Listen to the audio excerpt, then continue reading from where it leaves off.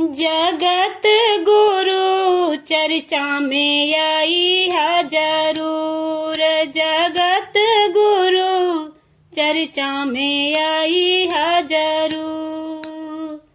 गौरा के लैया कार्तिक जी के लैया हो। गौरा के लैया कार्तिक जी के लैया हो। गणपति के लैया जरूर। जगत गुरु चर्चा में आई है जरूर। जगत गुरु चर्चा में आई है जरूर। ब्रह्मा के लैया विष्णु के लैया हो। ब्रह्मा के लैया विष्णु के लैया कृष्ण जी के लैया जरूर। जगत गुरु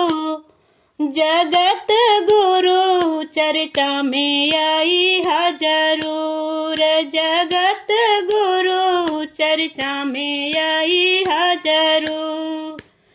लक्ष्मी जी के लैया सरस्वती जी के लैया हो। लक्ष्मी के लैया सरस्वती जी के लैया हो।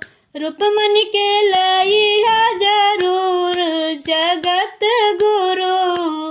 जगत गुरु चर्चा में आई है जरूर। जगत गुरु चर्चा में आई है जरूर।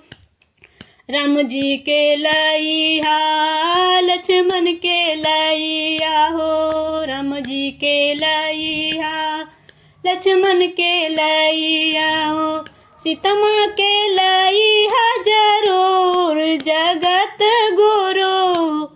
जगत गुरु चर्चा में आई है जरूर। जगत गुरु चर्चा में आई है जरूर। पहला में दया मांगा दूसरा में चर्चा हो। पहला में दया मांगा दूसरा में चर्चा हो। तीसरा में नमः शिव प्रणाम।